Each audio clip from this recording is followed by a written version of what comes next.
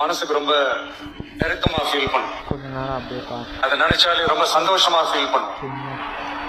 அப்படிப்பட்ட ஒரு நிகழ்ச்சி தான் இன்னைக்கு இந்த சிங்கப்பெண் சிறப்பு படைய தொடங்கி வைக்கிற இந்த நிகழ்வு.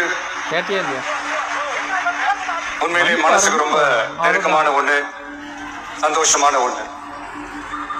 நம்ம பாட்டி, அம்மா, அக்கா, தங்கைகள், ஒவ்வொரு வீட்டுல இருக்கிற பெண் குழந்தைகள், இவங்க எல்லாருக்குமான பாதுகாப்பு உறுதி செய்வோம்னு சொன்னோம். ஆனா அது வந்து எலெக்ஷனுக்காக மட்டுமே கிடையாது. மனசுல இருந்து நிஜமா, உண்மையா, உணர்வு பூர்வமா சொன்னதுதான். பெண்களுக்கு எதிரான இந்த கொடுமைகள்ல நமக்கு எப்பவுமே 0 டாலரன்ஸ் தான். அதுல ரொம்ப உறுதியா இருக்கிறோம். சோ சொன்னது எல்லாமே செய்யணும். கொஞ்சம் கொஞ்சமா, படிப்படியா அதை செயலை கொண்டு வரணும். அதுல ரொம்ப தெளிவா இருக்கிறோம்.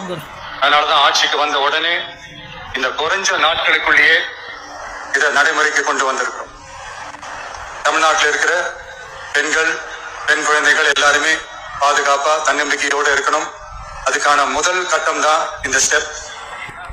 இது வந்து மனசுக்கு ஒரு மன நிறைவை கொடுத்தாலும், அதே நேரத்துல பெண்களை பத்தின சில செய்திகள்லாம் கேட்கும் போது உண்மையிலேயே மனசு பதறுது, கண்ணு கலங்குது. அது கண்ட்ரோல் பண்ணவே முடியல. ஏன்னா நடக்கிற கொடுமைகள்லாம் யாருக்குங்க? நம்ம குடும்பத்தை சேர்ந்தவங்க தானே. எப்படி மனசு பதறாம இருக்கும்? அதனால பெண்களுக்கு எதிராக இதெல்லாம் ஏன் நடக்குது, எதுக்கு நடக்குதுன்றது மத்தவங்க மாதிரி ரீல்ஸ்லயும் இன்ஸ்டாலையும் தேடிட்டு இருக்க முடியாது. ரியாலிட்டிய புரிஞ்சுக்கணும். இந்த பிரச்சனைகள்லாம் ஏன் நடக்குது அப்படின்றத அனலைஸ் பண்ணி பார்க்கும்போது சுத்தி பாத்தீங்கன்னா ஒரே இடத்துலதான் வந்து நிக்குது. போதை பொருள் நடமாட்டம். அதை வேரோட பிடிங்கி எறியணும். இது வந்து 2026 போன மாசம் மே மாசம் 10ஆம் தேதி இந்த பிரச்சனை புதுசா முளைச்சு வந்துடல. இது பல வருஷமா இருக்கிற பிரச்சனை. பல வருஷமா இதை கண்டுக்காம விட்டதுதான் அந்த வேர் இவ்வளவு ஆழமா பரவி இருக்குது. இதை பல வருஷமா கண்டுக்காம விட்டது யாருன்றது நான் சொல்லிதான் உங்களுக்கு தெரியணும்னு அவசியம் இல்லை. அது உங்களுக்கே நல்லா தெரியும். இப்ப அதை பத்தி பேசியும் பிரயோஜனம் இல்லை. முதல்ல இந்த போதை பொருள் நடமாட்டத்தை வேரோட பிடுங்கி எறியணும்.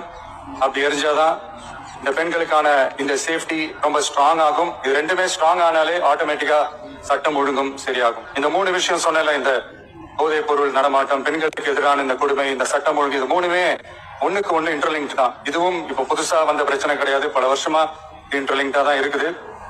இதெல்லாம் ஏன் எதுக்குன்றது இப்ப முக்கியம் இல்லை. இது எப்படி சரி செய்ய போறோம்ன்றதுதான் முக்கியம்.